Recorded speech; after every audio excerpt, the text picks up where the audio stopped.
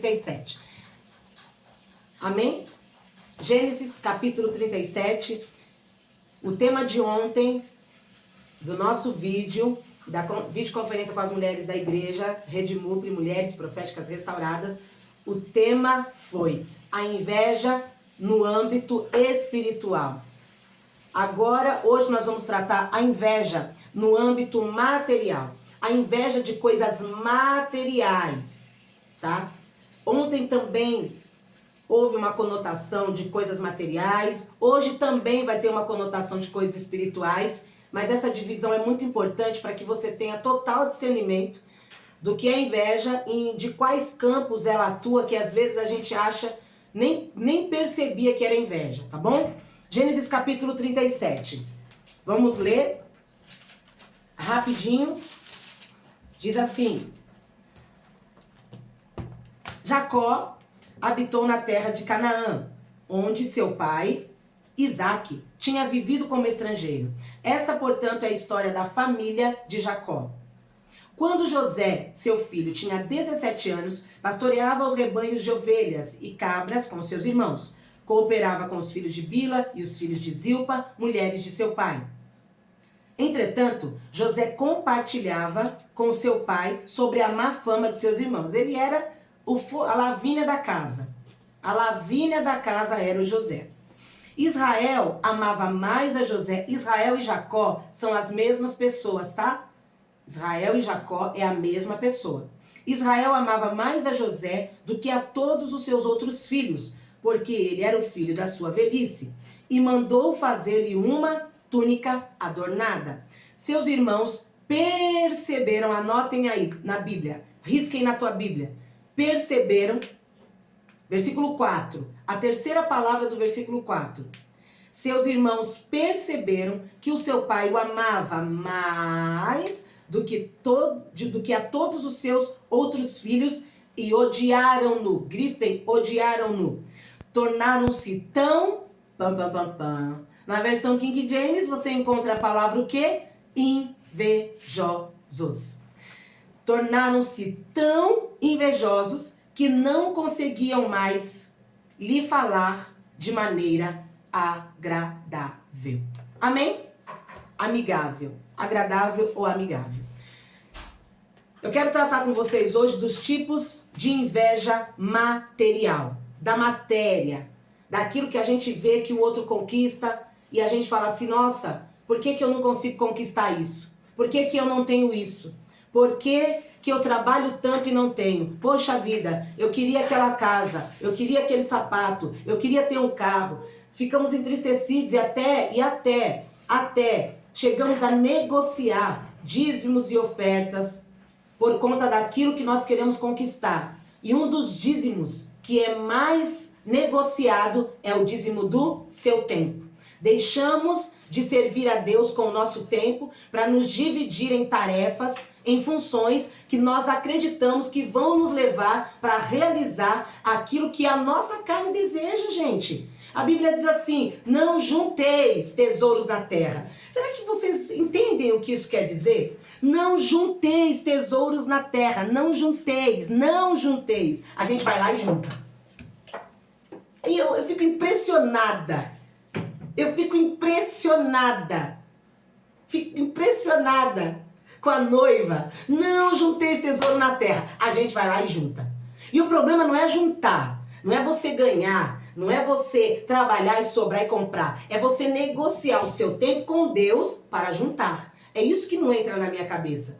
Você ficar em débito com Deus. Quantas obreiras nós temos aqui? Quantas presbíteras nós temos aqui? 0. Quantas evangelistas nós temos aqui? Quantas mulheres do círculo de oração, se a gente fosse da Assembleia, nós temos aqui? Quantas líderes de mulheres nós temos aqui? Quantas terapeutas espirituais nós temos aqui? Quantas líderes de criança nós temos aqui? Quantas líderes? Nenhuma! E vocês não perguntam? Não se perguntam? O que está faltando na espiritualidade de vocês? Ou vocês acham que é normal servir a Deus e não trabalhar para Ele? E não fazer nada para Ele? Falando de oferta de novo, eu conversava hoje porque quero até agradecer publicamente. Não interessa se você acha que não tem que ser público, eu acho que tem que ser público. A Carol e o Fabrício que nos trouxeram uma oferta de honra. nesta manhã, e eu falei, Fabrício, o que as pessoas não conseguem entender, que essa oferta que você traz para mim é o meu pagamento. Isso que tá demorando a ficha cair na cabeça das pessoas. Tem pessoas que falam assim, mas não sei, você viu a situação financeira que o pastor e a pastora passam? Eu não passo nenhum problema financeiro. É você que não está ofertando como deveria e não está mantendo meu ministério como deveria. Aí Deus tem que trazer pessoas que a gente nem conhece de fora, porque eu estou trabalhando para Deus. E a maneira como Deus acha para me pagar é usando a tua vida para trazer para minha casa. Isso não é migalha. Eu não estou vivendo de migalha. Eu estou vivendo do pagamento. Aí Deus é tão legal que ele fala assim, eu queria contar com você, Cristiana, para poder pagar o meu servo. Aí você faz o quê? Você se embanana, não faz a sua parte, aí Deus faz milagrosamente cair um dinheiro na nossa conta, faz milagrosamente o estranho vir nos abençoar, aí você fica coisado quando a gente fala, infelizmente não posso contar com as minhas ovelhas, porque nós esquecemos de fazer a nossa parte. Então eu quero agradecer publicamente essa oferta que o Fabrício e a Carol trouxeram, e eu comentei com eles, falei, sabe o que isso aqui você está fazendo? Isso aqui é você ser no canal do reino para me dar o meu pagamento, porque eu estou trabalhando. Eu estou trabalhando para Jesus. A igreja física fechou e eu estou trabalhando. Pastor Gilson está trabalhando. Nunca aconselhamos tanto como estamos aconselhando agora. E não é pessoas de fora, não. São vocês. Quantos cultos nós estávamos tendo na Marve? Por semana? Só um, né? Porque foram ali apertando, até que conseguiram tirar todos os cultos, porque não queriam ir. Era muito cansativo, muito isso, muito aquilo. Aí tava indo todo mundo olhar para as mesmas caras, e ficamos cansados de olhar para a cara da Priscila, a Priscila ficou cansada de olhar para a cara do pastor, a Cristiana de olhar para minha cara, tivemos que anular os cultos da semana. Agora nós estamos tendo culto quase todo dia.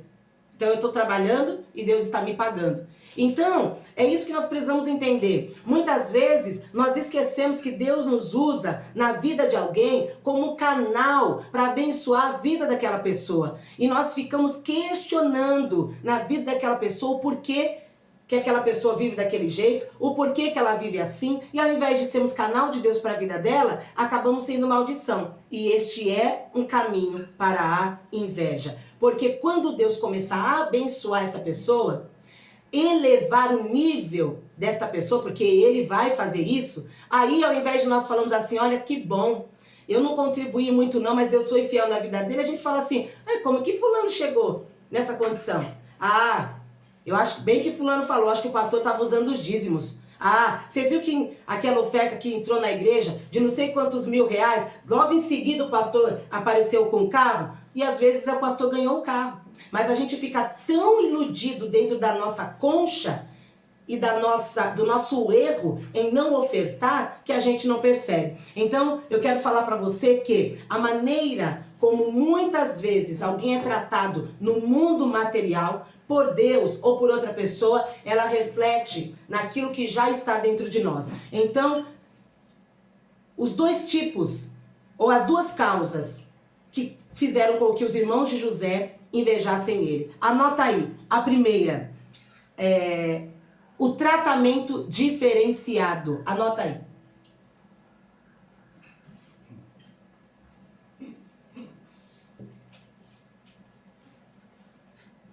Tratamento diferenciado que Jacó dava para José.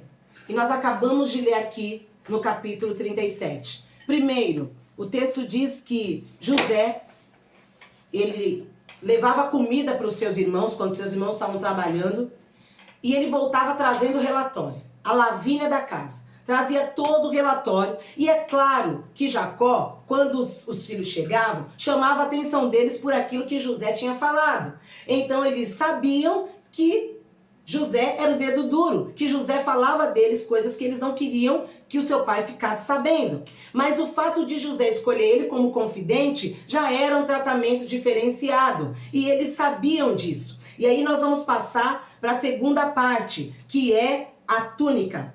A túnica que Jacó faz para José. Tratamento diferenciado.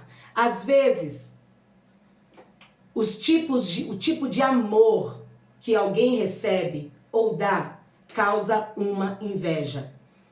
José recebia de Jacó um amor diferenciado. Eu não sei se alguém perguntasse para Jacó, você tem filho preferido? Se ele diria que tem. Mas era fato de que o comportamento de José fazia com que o seu pai tivesse um tratamento diferenciado. E às vezes é você quem olha e julga que é amor. É você quem olha e julga que aquela pessoa está sendo mais amada do que você. E às vezes é uma lei do retorno. Você dá e você recebe. Aquilo que você dá é aquilo que automaticamente você recebe. E nós queremos dar muito pouco e receber muito. E às vezes é tão automático, né? É tão automático. Por isso que para mim o princípio da lei do amor é amar o teu próximo como você ama a si mesmo. Se você não consegue se amar, se você não consegue amar a pessoa que você é, se você não consegue amar você na sua essência e fica invejando a vida de alguém ou falando, se eu fosse igual aquela pessoa, eu me amaria. Se eu tivesse aquele cabelo, eu me amaria. Ah, mas também, se eu viajasse como ela viaja, eu me amaria. Se você fica condicionando o seu amor sempre a outros, você não consegue amar o teu próximo. Daí, a resposta, né? Para muitas coisas, para muitos gatilhos, para inveja, é que você não está nem se amando. O princípio do amor é amar o teu próximo como você ama a si mesmo. Em que medida você se ama? Em qual medida você se ama? Se você se amar muito, não com soberba ou narcisismo, não é nesse nível que a Bíblia prega, mas no nível do amor de Deus, você vai conseguir distribuir esse amor para as pessoas. E quando nós não conseguimos, nós invejamos aquele amor que aquela pessoa recebe. Ah, você viu fulano, não desgruda da pastora. Ó, você viu cicrano? Olha, você chega com fulano no lugar, nossa, eu tenho até agonia de sair com ele.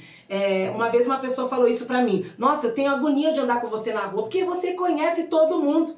O problema, aí a pessoa falou assim, o problema não é você conhecer, é que todo mundo quer parar pra conversar com você. Isso lá em Cidade Tiradentes, tá, gente? E acabou acontecendo aqui em Dayatuba também. E aí me apelidaram de Miss, assim, ó. Porque disse que eu conhecia todo mundo e todo mundo eu dava tchau. E você tá dando tchau pra quem agora? Nossa, mas até essa pessoa você conhece? Eu moro 30 anos aqui, nunca falei com essa pessoa, você conhece ela? E isso às vezes incomoda. E muitas vezes, eu não tô falando que é geral, mas muitas vezes é um gatilho pra inveja. E você não percebe. Naquele momento você não tá invejando a pessoa. Lembra do que eu expliquei ontem? Mas é a porta que o fato de você sair daquele ambiente e falar pra alguém assim, nossa, hoje eu tava observando que eu tava andando com a pastora, nossa, a pastora conhece todo mundo, nossa, chega a ser, aí é um nojo, as pessoas veem a pessoa e ficam, ai, pastora, gente, eu já ouvi isso tantas vezes, vocês não têm noção de como eu já ouvi isso. Você tava com inveja? Talvez não, mas você abriu a porta pro diabo falar, opa, aqui dá pra plantar uma sementinha, porque é uma coisinha na pastora que incomoda ela, é uma coisinha no pastor que incomoda ele, e aí planta uma semente, daqui a pouco você tá fazendo coisas que você não sabe nem como começou, e pra sair, meu amigo, é uma cama de gato. Então nós invejamos os tipos de amor que a pessoa recebe. Às vezes tem marido que tem a ciúme do amor que a esposa tem pelo filho ou pela filha. Às vezes a esposa não vigia mesmo concernente ao amor. Por isso que eu sou totalmente contra chamar criança de pai e mãe. Criança é filho. Pai é pai, mãe é mãe. Porque isso inverte os valores de quem ouve e de quem recebe. Eu sou totalmente contra. Filho é filho, meu neguinho, meu bruxinho, meu monstrinho, meu tchutchuquinho. Mas falar, pai, vem aqui com a mãe. O que é isso, gente? Aí depois a gente quer entender, porque tem tantos valores familiares, sexuais, invertidos e deturpados, e a gente não aceita. Eu fui falar uma vez, uma pessoa ela me perguntou, então eu tenho o direito de resposta, o que eu achava desse tratamento. E eu disse pra ela o que eu achava. E ela virou pra mim e falou assim, não concordo não. Eu acho normal continuar chamando meu filho de pai. Eu falei, então continue assim. Graças a Deus nunca mais me procurou, não sei que cargas d'água deu na vida dele, na vida dela. Mas é errado, porque inverte os papéis. E isso muitas vezes traz um ciúmes. O diabo encontra uma brecha entre o teu marido e você, e o diabo fala assim, ó, tá vendo? Você não é pai coisa nenhuma aqui dentro dessa casa. O pai é teu filho. Vocês estão entendendo o poder de alcance do diabo? Vocês estão entendendo? Você viu, desde que essa criança nasceu, você perdeu o seu lugar? O pai agora é o seu filho, que é o pai? Olha pro jeito que a sua esposa olha pra ele. Olha o jeito que a sua esposa se dedica pra ele. Perdeu, playboy. Você perdeu o lugar. E isso vai gerando um afastamento, muitas vezes, entre o casal. Vai gerando um desamor, um desafeto entre o casal. E nós não percebemos. Então, a primeira inveja que os irmãos de José sentiram dele foi do tipo de amor ou o tratamento diferenciado que o seu pai dava. A segundo, as qualidades, que você também pode chamar de dons, ou você pode chamar de diferencial, ou a maneira como ele se sobressaía. Alguns anos atrás, há muitos anos atrás, mais de 20 anos atrás, eu ouvi do pastor que me batizou nas águas, que era meu pastor, foi meu pastor por muitos anos, ele falou assim, cantar não é dom. Porque se fosse dom, a Ivete Sangalo então tem dom de Deus? Se fosse nesse tempo ele falaria, então a Anitta tem um dom? Né? É um dom não, cantar é uma técnica que você recebe. Agora, o louvor, a adoração é um dom. É algo que vem inserido dentro de você, você recebe um dom, por isso que quem canta ora em línguas, por isso que o ministro canta e ministra, porque ele recebe um dom diferenciado de Deus. Então você pode escolher o melhor nome para dar, tá? Mas não quero falar de dons, eu quero falar de qualidades. José se sobressaía. E você vai descobrir isso no simples presente que o pai dele dá para ele. Jacó dá uma túnica para José, na frente dos seus irmãos. Não teve nem o trabalho de chamar e falar assim, ó, eu tô te dando esse presente, guarda ele no baú, e quando você fizer 18 anos, que seus irmãos não vão mais poder se meter na sua vida, ou quando eu morrer, você usa. Quando você casar, você usa lá em Dubai, usa lá para onde você for, mas é o presente. Não, ele deu na frente de todo mundo. Mas a túnica,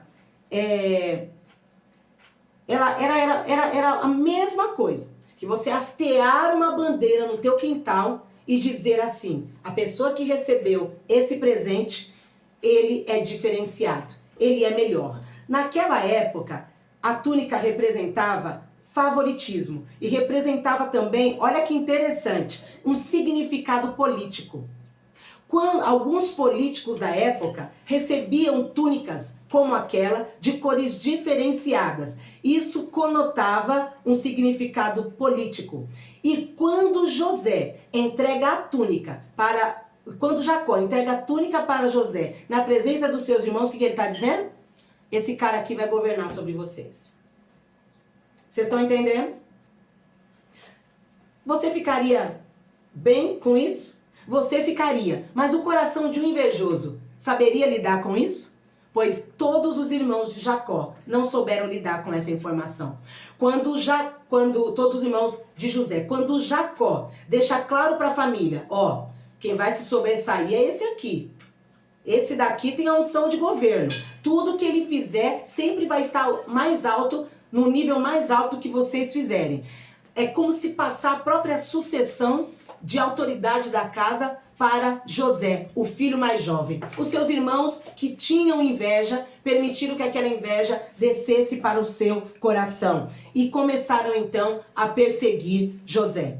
José, como se não bastasse ter recebido esse presente, essa túnica, ele começa então a desenvolver uma técnica, um dom de sonhar e interpretar. Ele sonhava e desenvolveu a técnica de interpretar, que na verdade Deus deu para ele como um propósito, porque Deus já sabia tudo que seus irmãos fariam e José precisaria usar isso no futuro. Agora você pergunta para mim, pastora, tudo que é propósito na nossa vida vai acontecer de qualquer forma? Eu tenho uma convicção. Se Judas tivesse desistido de trair Jesus, Deus teria preferido resgatar Judas do que fazer dele o traidor e vê-lo, assisti-lo indo para o inferno. Eu tenho convicção disso. Deus arrumaria outro traidor, ou Deus falaria, eu mesmo vou matar Jesus, mas eu prefiro salvar a alma de Judas. Então todo invejoso tem conversão. Nós precisamos pregar isso. Eu costumo pregar e digitar lá no Facebook. Tirem o Judas da mesa. Parem de tratar Judas como Judas e aceitar, porque o Judas se suicida. Nós estamos sendo responsáveis por suicídios espirituais em massa, porque nós olhamos para Judas e tratamos ele como Judas. Se nós o chamarmos, o chacoalharmos e falarmos para ele assim, você não pode trair as pessoas, você não pode trair seus pais, você não pode trair seus pastores, você não pode trair Jesus, você não pode trair. Judas vai se converter e nós teremos menos suicídios espirituais. Por que que tem tanta gente hoje, ó? Hã? Por que que tem tanta gente que tá morta aí do teu lado? Por que que tem tanta gente morta espiritualmente? Porque você deixou ela ser Judas. E o final de Judas é o suicídio. Graças a Deus que pro suicídio espiritual tem cura. O suicídio espiritual tem ressurreição. Enquanto Jesus não voltar, você pode pedir perdão e recomeçar. Mas se Jesus voltar na hora que você estiver traindo alguém, meu amigo, é inferno direto. Inferno porque você vai se suicidar. E inferno porque não tem salvação para o traidor. Então, assim é o invejoso. Você não tem que simplesmente falar para ele assim: ah, eu não quero lidar com essa pessoa porque ela é invejosa. Traz ela para a tua realidade. Você não é melhor do que ele? Você não é a pessoa que não inveja ninguém? Traz ele para a tua realidade e mostra para ele como deve se comportar um verdadeiro servo de Deus. Como você consegue lidar com a vitória de alguém, com a bênção de alguém, com a túnica de alguém, com o favoritismo de alguém. Eita, tá pegando fogo. Cadê os corações? É, né? É difícil, né? Mas é para crescimento. Mostra então você para ele. Obrigado, Imanilda. A Imanilda fez logo 2. Aleluia. Mostra você para ele. Somos nós quem somos responsáveis. Eu sempre brigo muito com Jacó.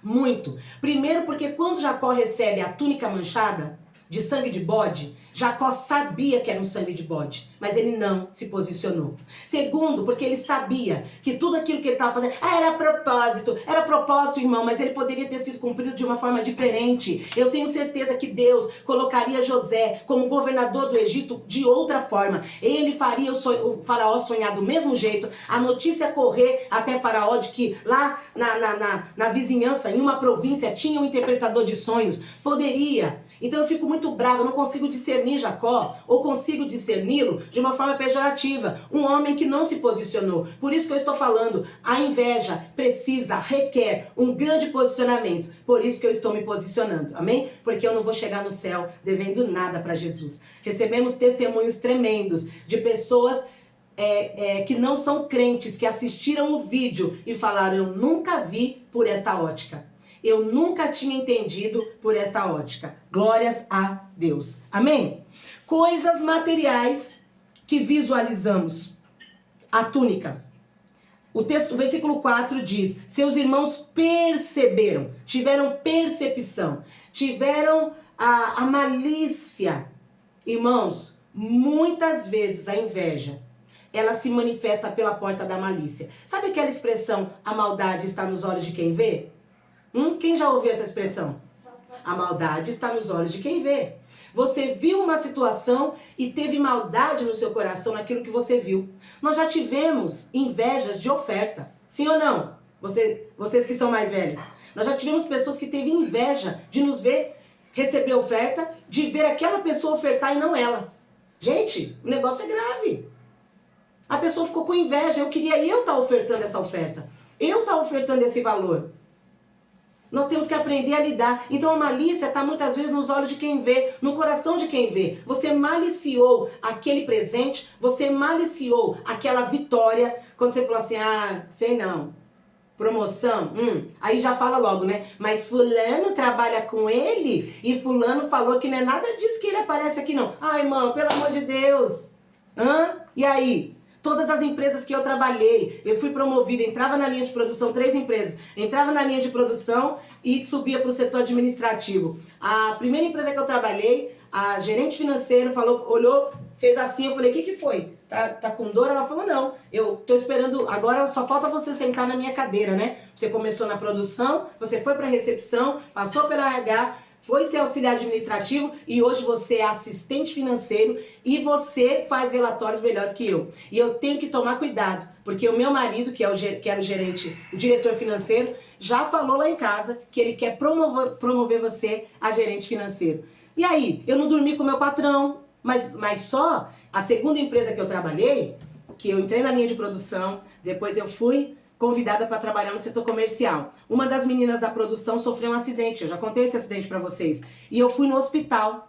Eu fui no hospital até com a minha amiga Rose. Nós não tínhamos obrigação, mas nós fomos. E quando eu cheguei lá, que eu cheguei na recepção, uma moça começou a gritar: tira essa vaca daqui, tira essa mulher daqui, essa mulher é amante do Toninho, essa mulher é amante do Toninho, minha irmã tá nessa situação por causa dela. Gente, a menina foi pro Play Center com um namorado desviado do evangelho, que não tinha documento da moto e nem carta para pilotar moto, sofreu um acidente, ela caiu, teve traumatismo craniano, ele, para não perder a moto, ele foi embora, fugiu do local, largou ela lá, de um relacionamento de 8 anos, e a culpada era eu. Na hora eu liguei pro meu patrão e falei assim, ó, eu não sou obrigada a passar por isso. A minha amiga falava assim, para, você é doida? Eu falei, eu sou doida? Eu tô nessa empresa para ajudar ele, não é ele para me ajudar. Ele que precisa de mim e eu não tenho que ficar passando. Aí pôs no Viva Voz, você tá ouvindo? E ela gritava, tira essa vagabunda daqui, tira. E eu, servinha de Deus, cheia do Espírito Santo, não movi um músculo do rosto e não arredei o pé do local.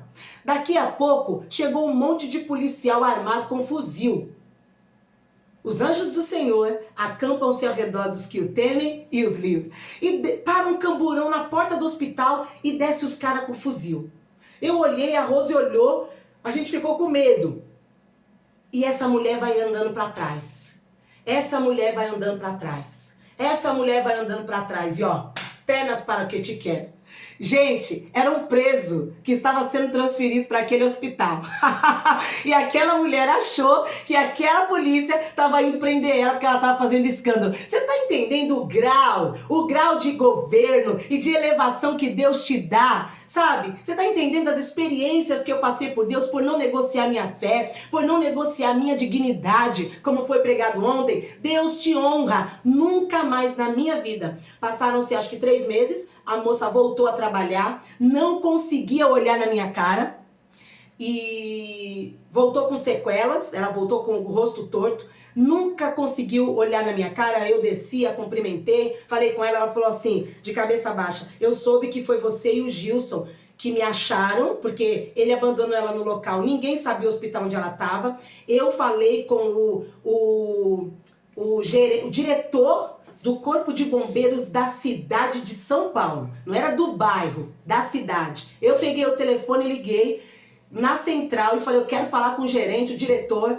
porque aconteceu uma situação assim, ninguém acha a moça. O cara me atendeu e falou, Luciana, dona Luciana, eu vou ajudar a senhora a encontrar essa moça. E encontrou uma moça, sofreu um acidente na zona oeste, zona norte. Play Center era na zona norte? Oeste. Zona oeste. Ela foi levada para a zona leste, quase 2 horas de distância, do lado da casa da minha mãe.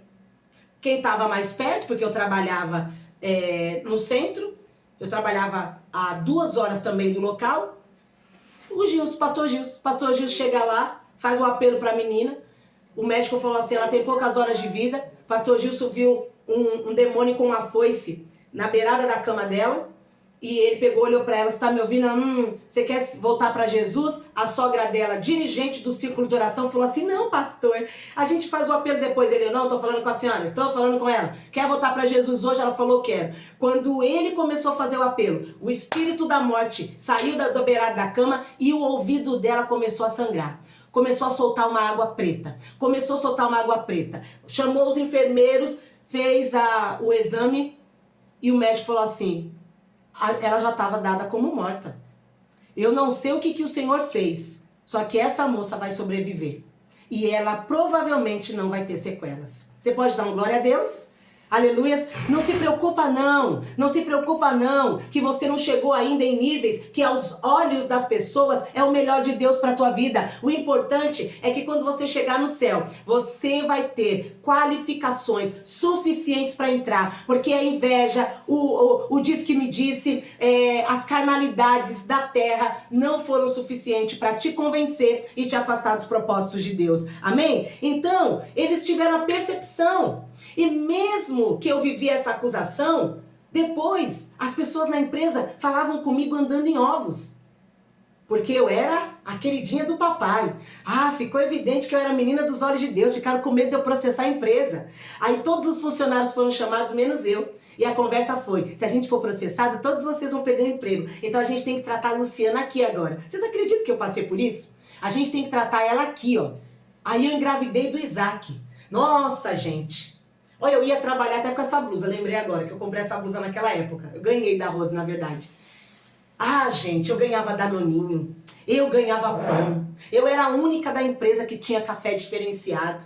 Tudo para eu não processar a empresa, porque eu estava a serviço da empresa, em nome da empresa. Então, mesmo que o diabo tenha percepção de quem você é em Deus e dos níveis para os quais Deus vai te levar, tiveram então a percepção.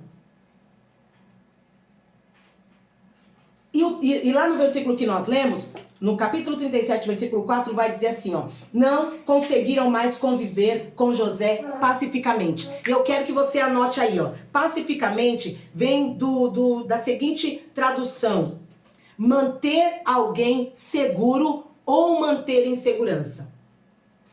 Isso define alguma coisa para você? Você que conhece a história de José? Pacificamente no texto significa eles não conseguiram mais manter José seguro ou em segurança. Ou seja, eles se tornaram o maior perigo na vida do próprio irmão, na vida de José. Quando você tem inveja, quando você deixa a inveja minar o seu coração, você pode até não perceber, mas você traz insegurança para todos os que estão à sua volta. Todos os que estão na sua volta. Portanto, os irmãos de José o venderam.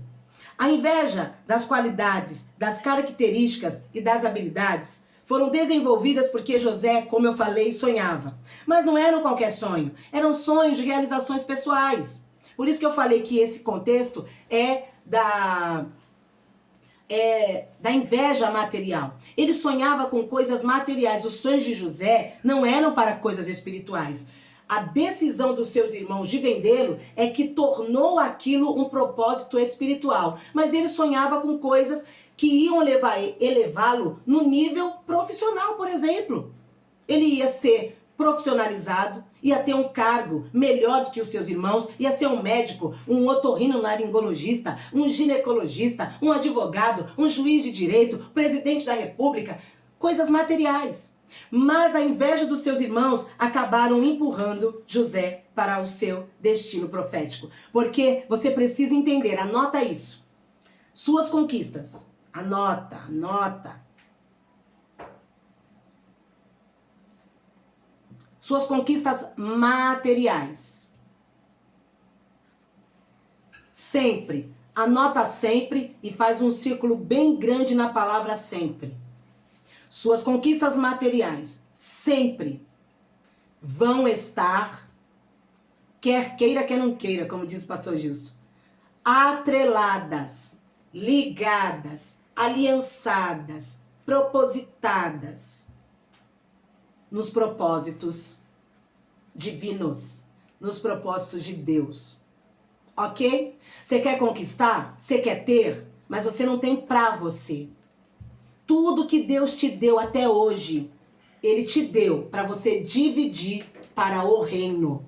E o que nós temos feito nessa geração, essa geração que foi alcançada pela pandemia, esta geração que foi alcançada pela pandemia do ano de 2020, esta geração que foi trancada em casa, foi uma geração que aprendeu por si mesmo, ninguém ensinou, a conquistar coisas em Deus, mas não para o reino de Deus. E aí? O que você tem? O que você tem literalmente? O que você tem? Você está dividindo para o reino? Ou você tem, você fala Deus me deu e você está guardando para si? Literalmente guardando para você. Literalmente guardando. Responde para você mesmo. Suas conquistas, todas as nossas conquistas, todos os sonhos que nós sonhamos e realizamos, nós que somos servos de Deus, todos sempre vão estar atrelados a um propósito divino. Então, muitas vezes as coisas na nossa vida, elas empacam. Não tem coisas que ficam empacadas? E você fala assim, pastora, hora para desempacar. É porque você não está usando aquilo para o reino de Deus. O reino de Deus precisa. Gente, a noiva estava gritando. Pastores estavam gritando para pagar os seus aluguéis. Pastores estavam gritando para conquistar um carro, para poder fazer a obra. Pastores estavam gritando para pagar suas despesas pessoais. E nós estávamos esbanjando 2, 3 coisas, 2, 3 isso, 2, 3 aquilo. Gastos exacerbados com sapatos, com compras na internet, com jogos de internet. E os pastores sangrando. Deus mandou primeiro, Deus mandou não. Deus primeiro permitiu, anota aí, o suicídio de alguns pastores. Eles quiseram se suicidar e Deus não impediu, porque eles colocaram aquilo no coração. A primeira pandemia, isso é uma revelação particular que Deus deu pra mim, a primeira pandemia foi o suicídio. Mas isso mudou alguma coisa? Isso mudou alguma coisa? Nós olhamos e falamos assim, pro meu pastor não se suicidar, eu vou abençoar ele com um carro. Pro meu pastor não se suicidar, eu vou pagar o aluguel dele. Pro meu pastor não se suicidar, eu vou comprar uma caixa de leite por mês pra ele. Não, as pessoas saíram foi das igrejas. Saíram pessoas que juraram fidelidade, foram embora. Pessoas começaram a ir para a igreja e não ofertar mais. Eu estou falando de um quadro geral. Pessoas inesperadas começaram a trair os seus pastores e falar deles pelas costas. Aleluias! Aí Deus viu que não ia entender. Aí Deus mandou a pandemia que colocou todo mundo em casa. O que você pode fazer com o seu carro? O que você fez com o seu trabalho? As pessoas foram mandadas embora dos seus impérios financeiros. Grandes empresas fecharam. Será que você entendeu? Eu olho para cada uma de vocês e eu pergunto, será que elas entenderam? Ou será que elas só me ouvem, mas elas não entendem? Será que elas me ouvem, mas não concordam? Porque eu olho e algumas pessoas está exatamente igual. E eu tenho medo disso. E eu falo isso para você com toda a preocupação. Não vou falar amor não, para não parecer fingido. Com toda a preocupação que um embaixador do céu pode ter nessa situação. Anota aí, eu falo isso com toda a preocupação que um representante do céu, que é o que eu sou, pode ter numa situação de pandemia como essa que nós estamos enfrentando. É olhar para você e perceber que você ainda não entendeu. Então, tudo que nós recebemos é para dividir com o reino. Aí anota aí, ao invejoso, os sonhos do sonhador que você inveja poderá ser a única salvação que você terá na adversidade. Não se preocupem que eu vou repetir. O que passar, eu convido vocês, as preguiçosinhas, a assistir o vídeo de novo. De noite, na hora que você for dormir, coloca o fone lá, deixa a voz rouca da pastora falando e você pega no sono. Aí você vai ouvir aquilo que você não conseguiu anotar, porque nós temos um horário. Ao invejoso, os sonhos do sonhador que você inveja, isso é pro invejoso, tá, gente? Não é pra você, não. Os sonhos do sonhador que você inveja poderá ser a única salvação que você terá quando a adversidade te alcançar. Porque eu falei ontem e vou repetir. Todo invejoso é uma vítima de si mesmo.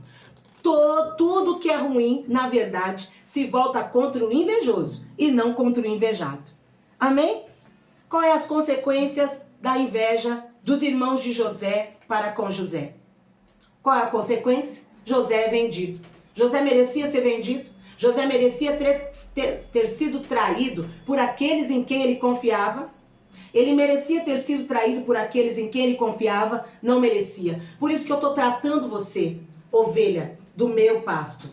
Porque quando nós não corrigimos uma coisa no começo, quando nós não nos policiamos em algo que a gente fala é bobeira, isso vai gerar a venda. Presta atenção. Quando deixamos de proteger, porque o significado de não suportar conviver pacificamente é deixar de manter alguém seguro. Quando deixamos de manter as pessoas à nossa volta seguros, porque não suportamos conviver com eles, por aquilo que ele é, por aquilo que ele tem, nós deixamos de manter em segurança estas pessoas que são a nossa família, os nossos amigos, os nossos irmãos apostólicos e os nossos pais apostólicos. Entendem por que tanta coisa acontece dentro de uma igreja? Entendem? Não, eu não tenho inveja não, pastora. Deus me livre. Inveja é um sentimento... Deus me livre. Inveja é um sentimento que eu nunca tive. Será? Por que todas as consequências do que aconteceu são idênticas às consequências do que aconteceu na inveja de Saul e na inveja dos irmãos de José? Será que você não é invejoso mesmo? Porque coincidência não pode ser, né? Então, nós temos inveja e às vezes nem sabemos que temos. Acabamos então por negociar a nossa paternidade. Olha só, negociamos famílias, negociamos amigos, negociamos irmãos, negociamos a nossa paternidade, negociamos os nossos pastores. Quando eu deixo de proteger, de deixar aquelas pessoas num lugar seguro por conta da inveja, eu acabo negociando os meus pais apostólicos. Acabo negociando todos à minha volta. A inveja é um sentimento que pensa, parece que resolve as coisas, um desconforto ali no momento. Olha, eu tô desconfortável com essa situação, eu tô desconfortável com essa conquista que essa pessoa teve, eu decidi, eu vou fazer um curso, não tem nem dom. Não tem nem dom para fazer curso de cabeleireiro, mas vai fazer. Não tem nem dom para fazer curso de ser professora de autoescola, mas vai fazer. Não tem nem dom para fazer curso de fotografia, igual eu, mas quer fazer? Eu não quero fazer não, eu não estou fazendo curso de fotografia. Fotógrafas, não se preocupem, tá? Não estou fazendo, é um prazer. Porque a câmera do meu celular é muito boa. E quem me acompanha há mais tempo sabe que eu sempre fui apaixonado por tirar foto. Eu pegava o celular dos outros, porque a câmera era melhor do que a minha, e falava, deixa eu tirar foto no seu celular. Todos os eventos da rede eu sempre me apossava do celular das pessoas, falava assim, ó, você carrega seu celular, porque eu quero fazer live no seu celular, porque a câmera é melhor. Então eu tenho um negócio com câmera, tá? Não se preocupem. E a pessoa não tem dom e vai fazer. Por quê? Porque ela tem inveja. Ela acha que o caminho do sucesso tem que ser trilhado copiando o outro, repetindo o que o outro fez. E aí vem o que eu preguei ontem, a frustração. A inveja é um sentimento que traz uma resolução momentânea. Você vai sentir inveja, você vai tomar uma decisão precipitada e vai, nossa, resolveu. Agora eu vou poder tirar o cartão de crédito. Nesse emprego que eu tô agora, que eu tive que trabalhar à noite, porque a noite paga melhor, agora eu vou poder dar entrada na minha carta. Agora eu vou poder dar entrada no meu carro. Agora eu vou poder fazer minha faculdade. Mas não é quanto você vai ganhar, é o que você negociou. Não é quanto você vai ganhar. Não é o que você vai conquistar, é o que você negociou. Os irmãos José tiveram paz depois que ele foi vendido. Porque não tinha mais um fofoqueiro contando pro pai tudo que eles faziam e eles aprontavam bastante. Os irmãos José não tinham mais que assistir aquele carinho de Jacó maior por José. E nem ter que ficar vendo o papai de José ficar dando túnicazinha para ele, diferenciada. Não, eles tiveram paz. Mas foi uma paz em cima da negociação de uma pessoa que confiava neles. Tem certeza que você não tem inveja? Tem certeza que você não tem inveja? Quem e o que você está negociando para conquistar tudo que você está conquistando? Então vamos falar um pouco da parte espiritual. Quantos de nós, de vocês, eu não, quantos de vocês negociaram um chamado por 2 empregos, por um emprego noturno? Quantos de vocês negociaram um chamado diferenciado de Deus para trabalhar em 2 empregos? Quantos? Não é o que nós estamos ganhando e como. É o que nós estamos negociando. Você anotou isso, bonitinha? Porque isso é muito forte. Não é o que, não é como nós estamos ganhando. É o que nós estamos negociando. Gênesis capítulo 41, versículo 30. Quer falar alguma coisa? Gênesis capítulo 41, versículo 30. Vamos lá? Eu não vou ler, mas essa passagem, anota aí na sua Bíblia, aí na sua anotação, ela vai falar sobre a fome que veio sobre a terra. A inveja é um sentimento momentâneo, mas que esquece do futuro. Você tem inveja aqui e esquece que é a inveja que traz você vender uma amizade, vender paternidade, vender pais apostólicos, é aqui, no momento. Só que nós esquecemos que ela vai refletir lá no futuro. Escreve isso. A inveja de hoje refletirá no futuro de amanhã. Ah, refletirá. Porque a conta vem, viu? A conta vem. A inveja de hoje refletirá no futuro de amanhã. Então, José é vendido pelos seus irmãos. Ele é vendido, vai para a casa de Potifar, vai para a prisão e lá Faraó tem um sonho. E ninguém consegue interpretar. E o copeiro lembra de José e fala, José sabe interpretar sonho. Então, José é chamado à presença de Faraó e ele discerne o sonho. Ele fala assim, olha, vai vir 8 anos, 7 anos de fartura, 7 anos de grande fartura sobre a terra. Ixi, Faraó, 7 anos que você vai bombar. Porém, lembra que eu falei do mais de ontem? Mas virão também 7 anos de muita fome. Faraó se assustou. E ele falou assim, mas só que se você fizer o negócio bem feito, você vai conseguir sair, não passar fome. E ainda você vai conseguir negociar com outras cidades, com outras províncias. Você vai se sobressair.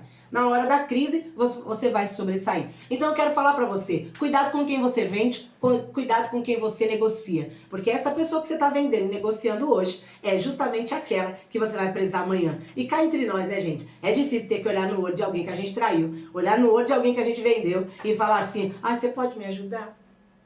É ou não é? Hã? Não é? É difícil. Por isso que você vai me ver fazendo tudo, quase tudo nessa vida. Mas você nunca vai me ver traindo ninguém. Porque eu nunca sei. Primeiro porque faz parte do caráter. Você não pode trair por caráter cristão. E segundo porque é a lei do retorno. Então, nós temos que lembrar que a inveja de hoje, ela vai respingar no nosso futuro e dura coisa vai ser. Anota aí, o coração do invejoso não pode mudar o coração do invejado.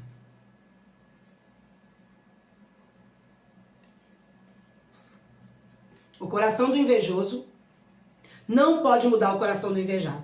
Que é o que eu falei ontem. Vou repetir hoje de novo numa outra conotação. A gente vai sofrendo inveja, sofrendo ataque, sofrendo traição, sofrendo perseguição e a gente vai mudando. Mas aonde que você encontrou uma referência bíblica para isso? Me mostra. Por favor, me mostra. Porque você está servindo a quem? O Evangelho. O Evangelho é baseado aonde? Qual é o manual do Evangelho? A Bíblia. Se não está na Bíblia, você não pode fazer. Não deve fazer. Não tem uma opção para você fazer. Porque ele é o manual do cristão. Ele é o manual do evangélico. Se não está no manual do evangélico, não tem como inserir. Não tem como acrescentar. Você simplesmente não pode fazer. Então não pode mudar o teu coração.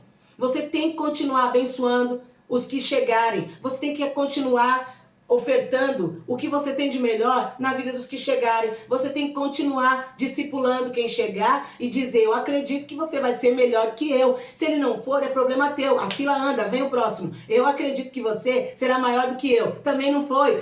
Vem o próximo. A 1 hora vai chegar. 1 hora vai chegar a tua fila. Ou melhor, 1 hora vai chegar a fila. E você vai falar assim, poxa vida, valeu a pena eu não ter deixado meu coração ser corrompido por aquilo que aquela pessoa me fez. Por aquilo que aquela pessoa me causou. Segunda coisa que eu quero que você anote desse tópico. Deus não se corrompe ou é induzido pela inveja. Deus, God, Lord, Senhor, não se corrompe ou não é induzido pela inveja. Não.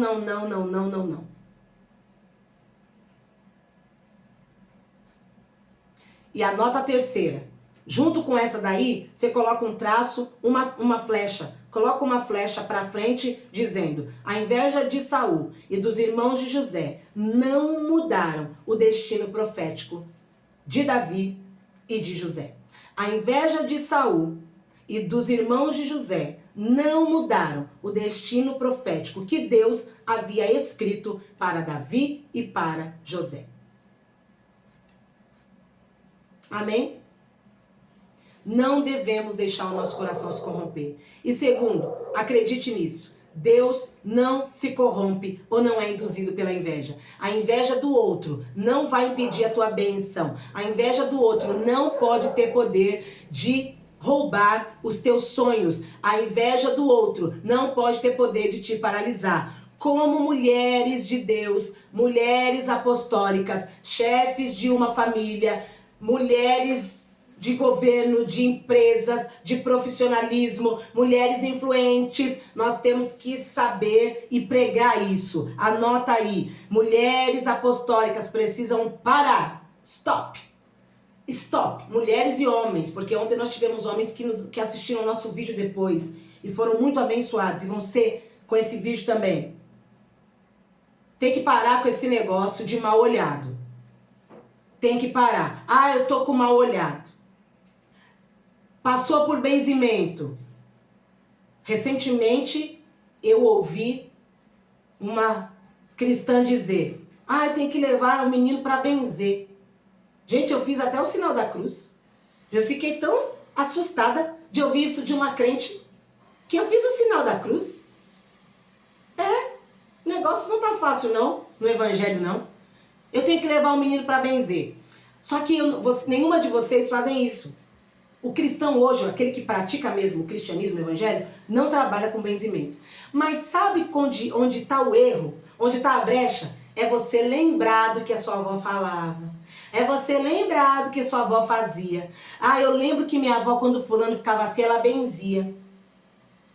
Você está reverberando no mundo espiritual uma palavra de atuação do inferno sobre aquela situação. Eu lembro que pastor Gilson, as mais velhas conhecem esse testemunho, a mamãe do pastor Gilson, minha sogra amada, que está no Senhor, fazia, quando ele era pequeno, ele pular o fogo. Pula o fogo, para você ficar protegido. Ó, irmão, tudo de ruim aconteceu na vida do pastor Gilson antes dele encontrar Jesus. Mas que proteção mais sem vergonha foi essa? Pula o fogo. Veio para Jesus, renunciou tudo isso. Porque a gente fica com misticismo. Ah, então, mas assim, pastora, eu não acredito mais nisso, né? Mas quando eu era pequena, quando eu era solteira, quando minha mãe era viva, quando minha avó, minha bisavó, minha tataravó era viva, eu lembro que eu ouvia elas falando que tinha que benzer, que fulano fez isso, que dava o veneno da cobra, que dava não sei o que. Irmãos, você está trazendo à existência no mundo espiritual essas malignidades, misticismos, superstição. Que isso? Não fale pra mim que nessa videoconferência tem alguma mulher que não passa debaixo da escada, que tem alguma mulher que vira o chinelo, que tem alguma mulher que tem medo de gato preto, que eu já vou orar na sua cabeça agora. Em nome de Jesus. Gente, essas coisas são bloqueios do inferno. Deixa você refém a não passar debaixo de uma escada. Olha a mentira do diabo. Eu conheço pessoas...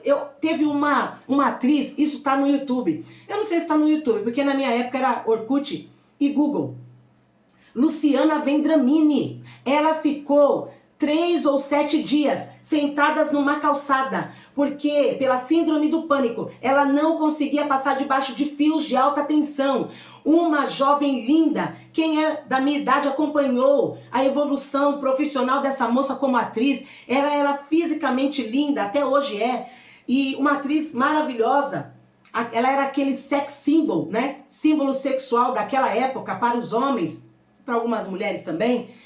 Ela foi encontrada pela polícia porque um vizinho denunciou. Tem uma moça que está sentada aqui há dias porque não sai daqui. Eu não sei se ela quer assaltar, se ela tá drogada. Quando os policiais chegaram, para surpresa deles, era a atriz Luciana Vendramini. A mulher não conseguia passar debaixo do fio de alta tensão. Agora você vem falar para mim que isso é liberdade? Liberdade aonde? Firmes, constantes, na liberdade que Cristo te libertou. Não volteis a servir ao jugo da escravidão. Qual é o jugo de escravidão? O benzimento que a tua avó fez. O jugo da escravidão é o misticismo, é a superstição que você viveu. Ei, crente, não consulta horóscopo. Falaram para mim de horóscopo essa semana e eu falei, vou conversar com a pessoa. Mas como Deus já trouxe o assunto para esse contexto, crente não brinca nem de brincadeira. Ah, mas fulano é de tal signo. Não, nós não consultamos horóscopos, não consultamos signos, não consultamos astrologia. Abre aí a tua Bíblia, Deuteronômio capítulo 18, versículos 9 e 10, você vai entender, não, você vai receber o manual, para você nunca mais ter essas práticas na tua vida. Deuteronômio capítulo 18, versículo 9, você que está em casa, 9 e 10, diz assim: quando entrares na terra que Yahvé, ou o Senhor teu Deus, te concede, não imitem as suas práticas abomináveis, porque por aquelas nações que entre o teu povo, tua casa, teus filhos, teu marido, teu cachorro, teu papagaio, não se encontre alguém que queime o seu próprio filho ou filha, nem faça nenhum tipo de presságio. Presságio está diretamente ligado ao horóscopo, à astrologia e todo tipo de superstição. Oráculos que também estão ligados. Oráculo está ligado à astrologia. adivinhação ou qualquer tipo de papagaiada. Não, não está escrito papagaiada na Bíblia. Está escrito magia. Ou a qualquer tipo de magia, gente. Você não é crente? Você não é evangélico? Você não decidiu servir a um evangelho? Qual é o manual do evangelho? Não é esse aqui? Se você não ler isso daqui, de Gênesis a Apocalipse, ou você não pegar um tema e estudar, e digitar lá no Google, astrologia, Bíblia, e não só pesquisar aquele versículo específico, já que ler 66 livros, 12 mil versículos e não sei quantos mil capítulos é muito cansativo para essa geração. Fiquei queimada em Indaiatuba quando eu cheguei aqui, fui pregar no chá de mulheres e tive a felicidade, não é infelicidade não, tive a graça de poder dizer naquele chá de mais de 100 mulheres que eu li a Bíblia toda 3 vezes. Criei um monte de desafeto, começaram a falar que eu era soberba. Aí eu pergunto, agora pergunta se nesses 8 anos elas leram a Bíblia 3 vezes. Leram? Vocês acham que leram? É melhor queimar a pessoa por aquilo de bom que ela faz, né? Por aquilo que ela faz de bom, de referência para o reino, do que falar assim, ai meu Deus, eu vou ler a Bíblia 3 vezes, porque eu tô errada. Se a Bíblia é o manual do crente, como que o crente... Eu fico assustada com vocês, assustada quando vocês falam para mim, não pastor, isso aí eu nunca tinha visto na Bíblia não. Então vocês estão servindo o que, gente? Não é evangelho não. Não é o evangelho que vocês estão servindo, entendeu?